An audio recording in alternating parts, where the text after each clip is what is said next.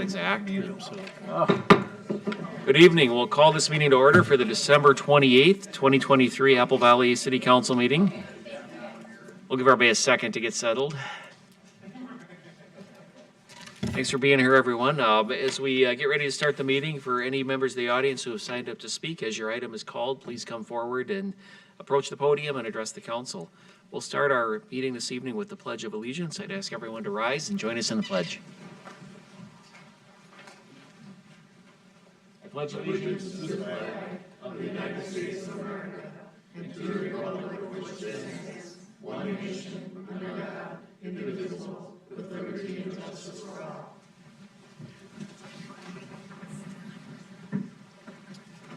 Thank you. The second item on our agenda is to approve the agenda. And Tom, do we have any changes or updates? Good evening, Mr. Mayor, members of the council. The only thing we have for you tonight is an updated calendar of upcoming events that should be before you as item number 7 on the agenda. Great, thank you. Do we have a motion to approve the agenda? So moved. Second. We have a motion from Councilmember Grendel, a second from Councilmember Bergman. All in favor indicate by saying aye. Aye. Opposed? Agenda passes. The next item is our audience participation portion of the meeting. This is for items not on the regular agenda. I did not see anyone on the sign-up sheet. Is there anyone in the audience who would like to speak at this time? Seeing no one, we will close this section and we'll move on to the consent agenda. These items are considered routine and will be enacted with a single motion unless a council member or citizen requests to pull an item. Council members, are there any items you'd like to pull from consent? All right, hearing none. Citizens, any items to pull? All right, do we have a motion to approve the consent agenda? So moved. So moved, a second. We have a motion from Councilmember Melander, a second from Councilmember Goodwin. All those in favor indicate by saying aye. Aye. Opposed, consent items carry. That moves us on to item 5A, which is our introductions and oaths of office. And I believe Chief Francis is going to come up. As Nick makes his way up here, for family who are here who want to get pictures, please feel free to find a good spot, whether you want to sneak up behind us or whatever, so you can get a good shot tonight. Don't hesitate. Good evening, Mr. Mayor, members of the council. Another exciting night for us. Again, Feeling from this time. feels like Groundhog's Day. We keep coming up with staff, but the good news is we have people coming in. We have people going through training. We have people hitting the street. So tonight I'd like to welcome up the Officer Faith Athmann and Officer Troy Reller. Come on up. I'll start by way of introductions. Officer Athmann here grew up in Lakeville. She graduated from Lakeville North High School. She's at least second generation. Dad was 25 plus years in Burnsville. Any more generations than that? So second generation law enforcement officer right here in Dakota County. She obtained a bachelor's degree from University of Minnesota Duluth in criminology and Hispanic studies. She then went and obtained her law enforcement certification through Rasmussen University. And she worked as a community service officer for a couple years prior to being promoted to police officer. Outside of work, she spends time with family and her close friends. Like many of us, she's a Minnesota Wild fanatic, so last night was pretty exciting. Yeah. Good game, yeah. She loves to play volleyball and hopes to get into coaching sometime in the near future. And I'll let her introduce anybody that's with her tonight.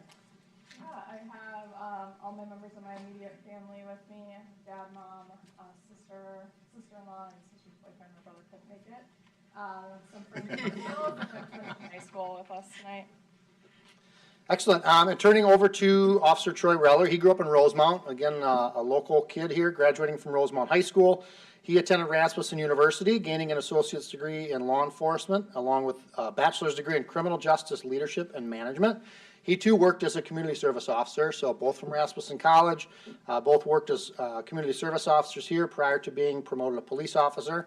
Outside of law enforcement, Troy likes to build and fly model airplanes, playing games with friends, going on walks with his wife Emma, and puppy Truffles. I don't know if Truffles is here, but in the house, but I'll let you explain anyone else with you tonight. I have my wife Emma here, and then my parents and sisters, then my other side of the family, and then I have friends from skills here, friends from my old work, and the person who actually first got me interested in law enforcement, Joe, who's over at Maplewood. Excellent. So I will invite them both over here to take their oath.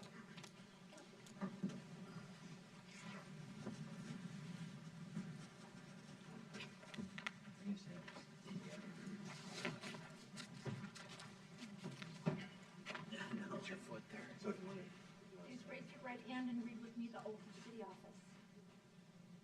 I, Troy Reller, I, Faith Athmann, do solemnly swear that I will support the Constitution of the United States and of the state of Minnesota, and faithfully discharge the duties of the police officer of the city of Apple Valley in the county of Dakota and the state of Minnesota to the best of my judgment and ability. So help me God.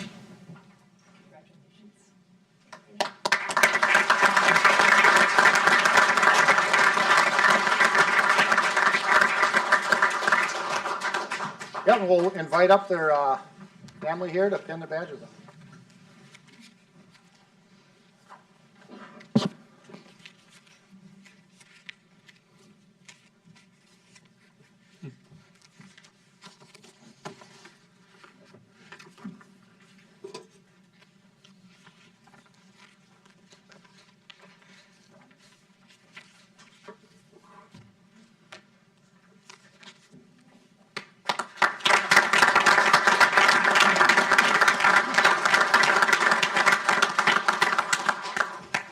Thanks for the opportunity to introduce them and get them their official oath and badged. As you can see, they have a good support network here I guess. and a great department behind them that they'll be working with.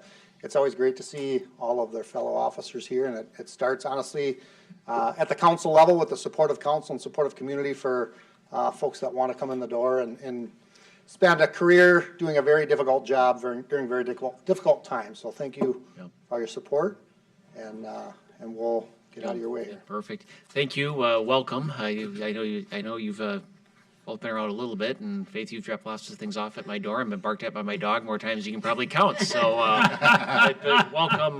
It's nothing fills these chambers up like swearing in on police and fire and pickleball, and so I'd much rather swear in police and fire. It's great to have you here. You're joining a great group of men and women, and we're proud of you. The community's proud of you, and just stay safe and take care of yourselves out there. Thank you. We'll give everybody a few minutes to kind of regroup and get out of here before we continue with the meeting, so.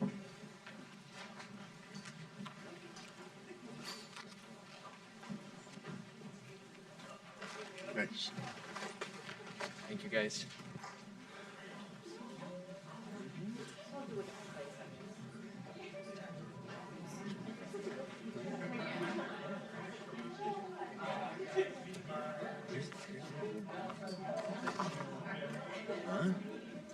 All good people tend to attract good people, right? It's who you want to work with.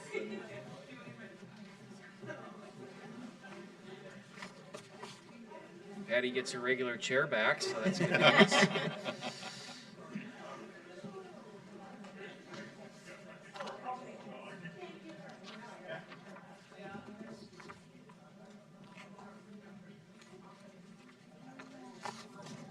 We need a bigger lobby. Enough room? Take that planner out of there, make that smaller. Of the planning commission meetings, it was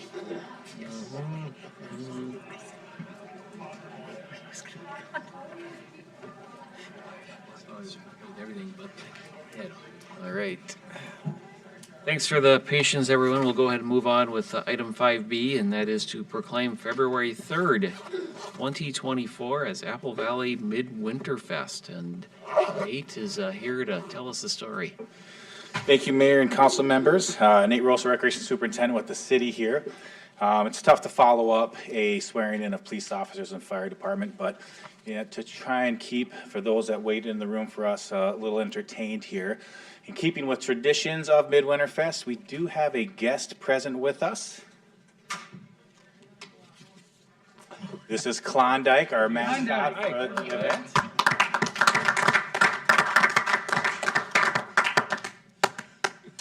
Hey, Klondike, how are you? Didn't want to shake your hand. I don't blame him, yeah. We're still respecting the elders.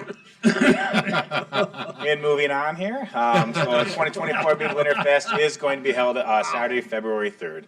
We'd just like to have the community join us for some outdoor fun.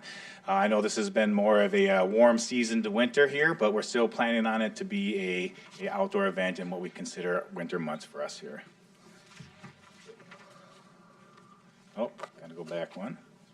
So general information again, Saturday, February 3rd, 2024, we will be at Johnny Cake Ridge Park West. There's the address there. The morning will start off officially on the event from 10 to 3 with the Mites Hockey Jamboree, weather permitting. So we got to build ice on those 2 rinks out there first before we do that. The rest of the event will run from 3 to 7:15 with activities and entertainment. We just wanted to highlight for families there that there will be a kids dance DJ from 3 to 4:45. There will be live music and everything that starts at 5 o'clock and runs till 7 afterwards on that. All activities are outdoors, so we do ask people to dress for the weather on there. Maybe it'll be warm. Maybe it'll be in tank tops and shorts. We have no idea. We'll still make sure that climate is there, though, keeping everyone else warm. Just to emphasize, too, though, should it turn cold, we have plenty of ways to keep warm there, whether it be at our fire pits, inside the warming house that'll be there, or the Valley Transit Authority's warming bus that they're graciously donating for us for this event again on it. So we appreciate them for that. Just going down some activities and concessions here. So the police are looking to do an ice fishing contest at Cobblestone Lake Park. As we discussed earlier, might have to throw the fishing pier back in and might have to do it off the pier versus some ice on that one. Again, we thank the Apple Valley Police Department for hosting that and making that part of this event. There'll be a medallion hunt that day. Like we said, potentially the hockey jamboree, some food trucks, some beverages, and some adult beverages with the support from Rascals just down the road from us here. We have horse-drawn wagon rides that are going to be there, snowshoeing should there be snow for that. Garden cart train rides also put on by the police department, so again, highly involved with us on this event. We appreciate that. A kite flying area that we'll have there for people to fly their kites. And then live music again starting at 5 o'clock, like we said. This year's band is called Flannel and is a 90s style music band. And then fireworks will start at 7 p.m. for us. Just to go over some of the highlights from other events. Again, food trucks out there, Klondike, and Klondike is looking to have some of his mascot friends with us there that day. So we know that Sparky from the fire department will be there, and then McGruff from the police department. We're still trying to secure a few more of his friends. He's got them on speed dial, but they're not answering back.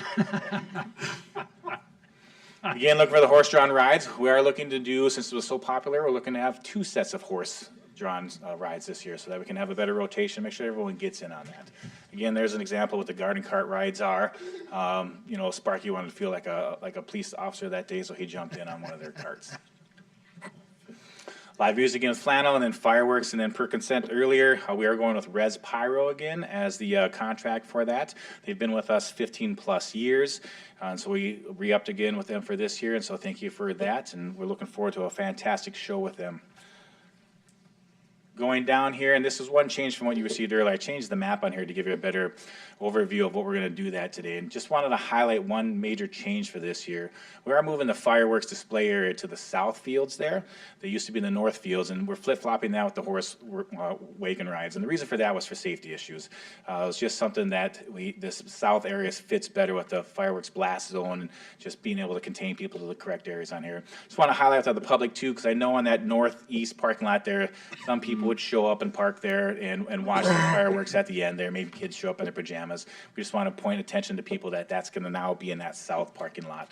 You'll still be able to see them from your car since fireworks go up in the air, but just wanted to highlight that so that people were aware of that. I want to say thank you to our sponsors. So we got the Apple Valley Arts Foundation, who is sponsoring the band again that year. Both of our hockey associations, Apple Valley Hockey and Eastview, are looking to support us as well. And then we want to thank the Rotary Club as well with their donation. And then also doing our apple cider and our hot cocoa at this event. With that, the last thing I will say is we did promote this on the back of our brochure cover. With a QR code, so as things may change or update, weather permitting, we can quickly advertise that to the public, and then the public can go to that back page and that QR code to get any additional information. With that, I open up to any questions. Thanks, Nate. Any questions? All right, we have a proclamation. Do you have a copy, or would you like me to read it? I do not have a copy. Oh, I know last year you read it, so let's use your better voice than mine. I'm not sure that's the case, but I'm happy to read it, so. All right. So our proclamation is, whereas the city council feels strongly that winters are here to stay in Apple Valley, ironically after this week, and whereas we are not going to hide from winter, rather we're going to go out and celebrate winter at Midwinter Fest. And whereas there is no better place to celebrate winter than right here in Apple Valley, and whereas the activities proposed will foster a sense of individual and community pride within the city, And whereas the Apple Valley Civic Organizations, Business Community, Police, Fire, and Parks and Recreations Department, along with Midwinter Fest volunteers, have joined together to support a wide variety of activities and civic celebration. Now therefore be it resolved by the City Council of Apple Valley, Dakota County, Minnesota, that Saturday, February 3rd, 2024, is hereby proclaimed to be Apple Valley Midwinter Fest 2024.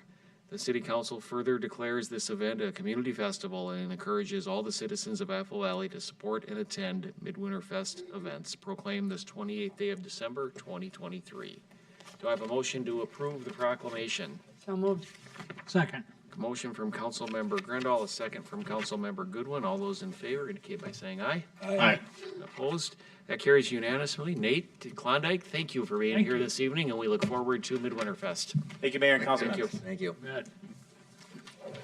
All right, that brings us to staff and council communications. Tom, do we have anything from staff? Mr. Mayor, just one that I will mention as we get maybe past the holidays and you're going to be taking down your holiday lights, know that we do have an opportunity to recycle any that might have given out on you. And just a PSA, if you will, from the Dakota Valley Recycling Group. There are locations all through the county where people can take their old lights for recycling. The closest one for Apple Valley is right next door at the Western Service Center. So if you're interested in that, more information on holiday light recycling on our city's website. Do you know off the top of your head how long that is available next door? Through the end of January. Perfect, thank you. Anything else? Nothing, council, any items this evening? All right, we'll move on to the calendar of upcoming events.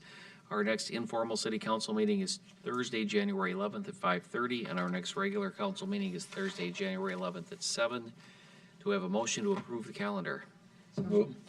Motion from Councilmember Bergman, a second from Councilmember Grendel. All those in favor indicate by saying aye. Aye. And that wraps up our agenda. Do we have a motion to adjourn? So moved.